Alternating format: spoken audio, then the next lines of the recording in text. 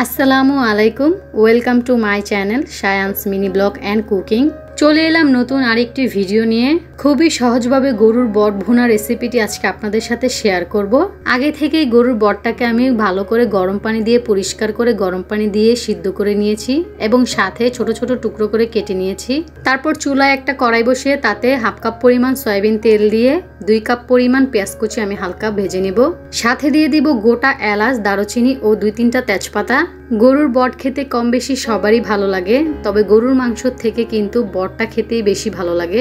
খুবই সহজভাবে কম সময়ে বট পরিষ্কার করার একটি ভিডিও আমার চ্যানেলে আপলোড করা আছে, আপনারা চাইলে কিন্তু দেখে নিতে পারেন। আমি ডেসক্রিপশন বক্সে লিংক দিয়ে রেখেছি। পরিমাণ মতো কিছুটা লবণ দিয়ে দিলাম যাতে করে পেঁয়াজটা তাড়াতাড়ি লাল হয়ে যায়। পেঁয়াজটা হালকা ভাজা হয়ে গেলে এখন সামান্য পরিমাণ পানি দিয়ে দিব।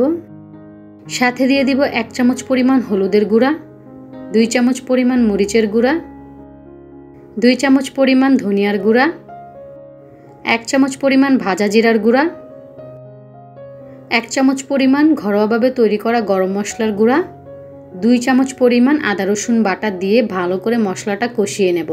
মশলাটা যত বেশি কষানো হবে খেতে কিন্তু ততই বেশি ভালো লাগবে, তাই মশলাটা ভালোভাবে কষিয়ে নেব। আর ঘরোয়াভাবে তৈরি করা গরম মশলার গুঁড়া রেসিপিটিও আমার চ্যানেলে আপলোড করা আছে, আপনারা চাইলে কিন্তু দেখে নিতে পারেন। এই গরম মশলার গুঁড়াটা রেডি থাকলে রান্না কিন্তু খুবই সহজ হয়ে যায়। যেমন গরুর মাংস, মুরগির মাংস, খাসির মাংস, কালা ভুনা, বিরিয়ানি সব কিছুতেই কিন্তু এই মশলাটা ব্যবহার করা যায়। মশলাটা ভালোভাবে কষানো হয়ে গেলে এখন আমি বটগুলো দিয়ে বটগুলোকে ভালোভাবে কষিয়ে নেব। বটগুলো মশলার সাথে ভালো করে মিশিয়ে নেব। বটগুলো মশলার সাথে ভালো করে মিশানো হয়ে গেলে এখন ঢাকনা দিয়ে ঢেকে দিব। আর একটু পরপর ঢাকনা উঠিয়ে একটু নেড়েচেড়ে দিতে হবে যাতে করে নিচে দিয়ে লেগে না যায়। 4-5 মিনিটের মতো চুলার জালটা আমি হাই হিটে রেখে রান্না করে নেব। তারপর চুলার জালটা একদমই লো হিটে রেখে ঢাকনা দিয়ে ঢেকে দিব এবং 2-1 মিনিট পরপর ঢাকনাটা উঠিয়ে একটু নেড়েচেড়ে দিব। এইভাবে করে আমি 1 থেকে 1.5 ঘন্টার মতো এই বটটাকে রান্না করে নিয়েছি।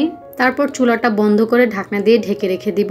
এখানে আমি এক্সট্রাভাবে কোনো পানি ব্যবহার করিনি, তো বট থেকে যে পানিটা বের হয়েছে সেই পানি দিয়ে কিন্তু 50%-এর মতন বটটা সিদ্ধ হয়ে গেছে। পরের দিন আবারও চুলায় আমি বটটাকে জাল করে নিব, কারণ এক জালে কিন্তু বটটা খেতে অত একটা ভালো হয় না।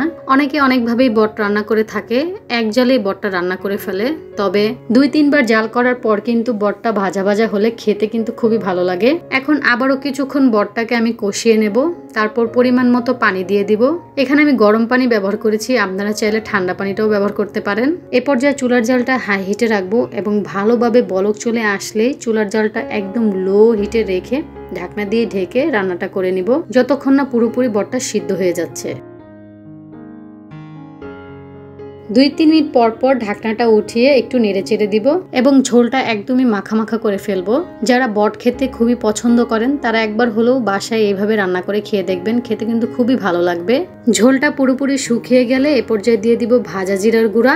রান্না শেষ হওয়ার 1 মিনিট আগে এই ভাজা জিরার গুঁড়াটা ব্যবহার করলে কিন্তু তরকারির স্বাদটা দ্বিগুণ বেড়ে যায়। তো রেডি হয়ে গেল মজার স্বাদের বট ভুনা। এখন চুলাটা অফ করে দিব।